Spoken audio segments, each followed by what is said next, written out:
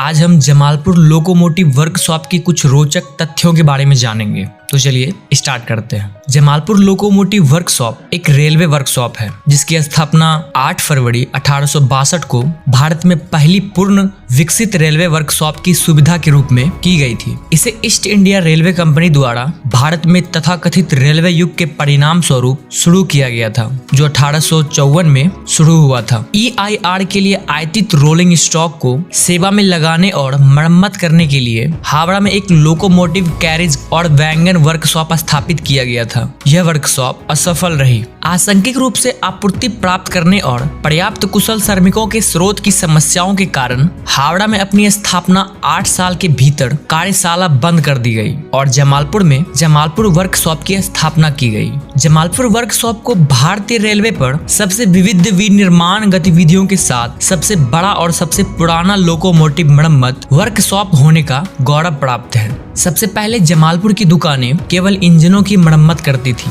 और अन्य क्षतिग्रस्त इंजनों से बचाए गए भागों से इंजनों को जोड़ती थी। 20वीं सदी के अंत तक उन्होंने अपने स्वयं के इंजन का उत्पादन करने के लिए प्रगति की थी। 1899 में CA 764 लेडीज गर्जन का निर्माण जमालपुर वर्कशॉप द्वारा किया गया था। 1893 में भारत में पहली रेलवे फाउंड्री जमालपुर वर्कशॉप में स्थापित की गई थी। इसमें बॉयलर की मरम्मत और निर्माण के लिए बॉयलर वर्कशॉप भी था। जमालपुर वर्कशॉप में 5 MVA कैप्टिव पावर प्लांट भी विकसित किया गया था। यह कुछ टावर कारों जैसे मार्क और 10, 20 और 40 टन क्षमता की ब्रेक डाउन क्रेन के अलावा विभिन्न प्रकार के भारी भरकम लिफ्टिंग जैक का निर्माण भी करता है। अंत में यह कोच और वैगन के लिए व्हील सेट भी बनाती है। Jamalpur workshop cast iron sleeper का भी एक महत्वपूर्ण आपूर्तिकर्ता था। 1961 से शुरू होकर इसने कई रेल क्रेन का उत्पादन किया है। इसने इलेक्ट्रॉनिक आर्क, फाइनेंस और आर्किटेक्ट प्रिंट का भी उत्पादन किया है। जमालपुर जैक के रूप में जाने वाले उच्च क्षमता वाले सिंक्रोनाइज लिफ्टिंग जैक का उत्पादन भी इसी वर्कशॉप द्वारा किया गया है।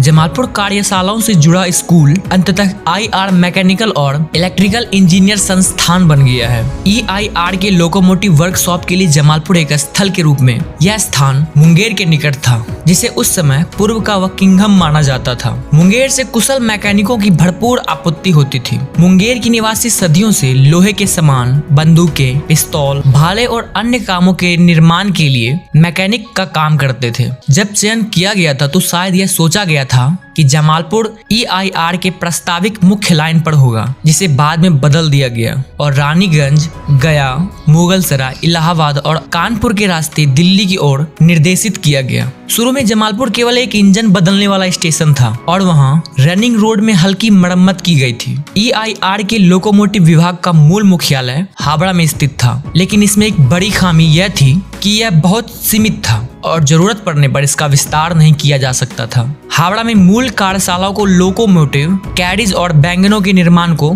संभालना था। जमालपुर में भारतीय रेलवे यांत्रिक और विद्युत इंजीनियरिंग संस्थान भारतीय रेलवे के केंद्रीकृत प्रशिक्षण संस्थानों में सबसे पुराना है। IRIMEE की शुरुआत 1900 के दशक में जमालपुर वर्कशॉप से जुड़े एक तकनीकी स्कूल के रूप में शुरू हुई थी, जो उस समय भारत में सबसे बड़ी रेल मरम्मत कार्यशाला थी। प्रथम विश्व युद्ध के बाद मैकेनिकल इंजीनियर से जुड़े रेलवे प्रशिक्षकों और पर्यवेक्षी कर्मचारियों की भर्ती के लिए तकनीकी स्कूल का बहुत विस्तार किया गया। 1960 के दशक में प्रशिक्षण पाठ्यक्रम संचालित करने और शैक्षिक सामग्री प्रकाशित करने के लिए एक डीजल टैक्सन संकाय की स्थापना की गई थी, क्योंकि IR विवलीकरण में लागू हुआ था। 1971 में स्कूल का नाम बदलकर IRIMEE कर दिया गया और इसे रेलवे बोर्ड के सीधे नियंत्रण में लाया गया। 1988 में IRIMEE ने IRSME के परिवीक्षाधीन इंजीनियरों और विभिन्न मैकेनिकल इंजीनियरों की कर्मचारियों के लिए पाठ्यक्रम संचालित करना शुरू किया। 1997 से IRIMEE अन्य कर्मचारियों के लिए विभिन्न इंजीनियरिंग विषयों पर विभिन्न लघु अवधि के पाठ्यक्रम भी संचालित कर रहा है। विषयों में रोलिंग स्टॉक और कार्यशाला प्रौद्योगिकी, प्रबंधन विज्ञान और सूचना प्रौद्योगिकी शामिल है, जो अधिकारियों और पर्यवेक्षी कर्मचारियों के लिए लक्षित है। भारतीय रेलवे पर भाप के कर्षण के क्रमिक ग्रहण के साथ भाप इंजन गतिविधियां जो 1962 1962 से 1963 में प्रति माह 600 मानकों की इकाइयों के शिखर पर पहुंच गई थी। 60 के दशक के अंत में गिरावट शुरू हो गई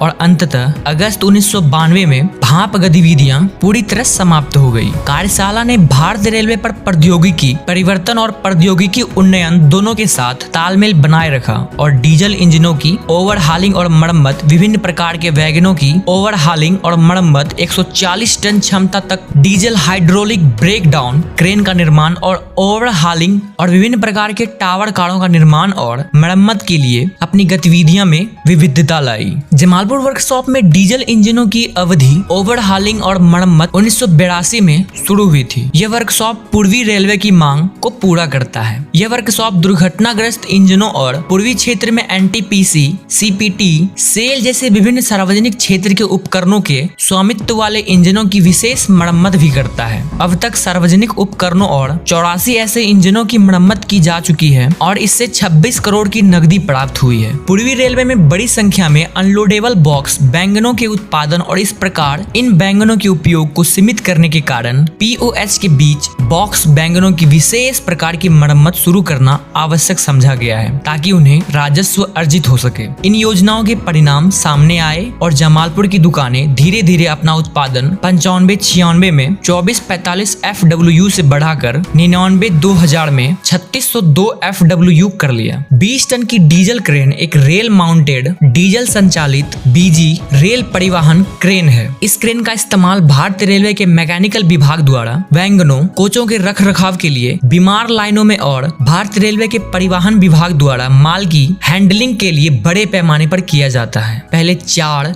20 टन डीजल क्रेन 1980 से 1981 में एक यांत्रिक नियंत्रण प्रणाली के साथ निर्माण किए गए थे। बाद में नियंत्रण प्रणाली को RDSO विनिर्देश संख्या CRD 122-90 के अनुसार वायब में बदल दिया गया। 89-90 से यह कार्यशाला इस विनिर्देश के अनुसार 20 टन की क्रेन का निर्माण कर रही है और इस तरह कई क्रेन का निर्माण कर चुकी है। जमालपुर जैक मुख्य रूप से कम प्रारंभिक पूंजी निवेश और न्यूनतम रख रखाव आवश्यकताओं के कारण लोकप्रियता प्राप्त कर रहे हैं और यह उल्लेख करना उचित है कि इन जैक के प्रदर्शन और लागत कारक ने पूंजी ग्रहण, विद्युत ओवरहेडिंग, ट्रैवलिंग क्रेन के लिए एक गंभीर चुनौती पेश की है। भारतीय रेलवे के अलावा ये भारत जैक जैसे विभिन्न इस्पात संयंत्रों और संबंध उद्योगों में सफलतापूर्वक काम कर रहे हैं। जैक कठोर और मजबूत है, सीधा स्तंभ, कास्ट स्टील गियर बॉक्स से निर्मित और वेल्डेड है। एलिवेटिंग स्क्रू को बेस्ड थ्रेड के साथ प्रदान किया जाता है जो single acting thrust ball bearing द्वारा समर्थित होता है, जिसमें सबसे ऊपर गोलाकार सेटिंग और नीचे की तरफ सेल्फ अलाइनिंग बॉक्स बेयरिंग होता है। यह लोड की स्थिति में स्क्रू को सेफ अलाइनिंग गुण प्रदान करता है। लोड होने पर एलिवेटिंग स्क्रू तनाव में होता है और इसलिए बकलिंग के कारण विकृत की गई कोई संभावना नहीं होती है।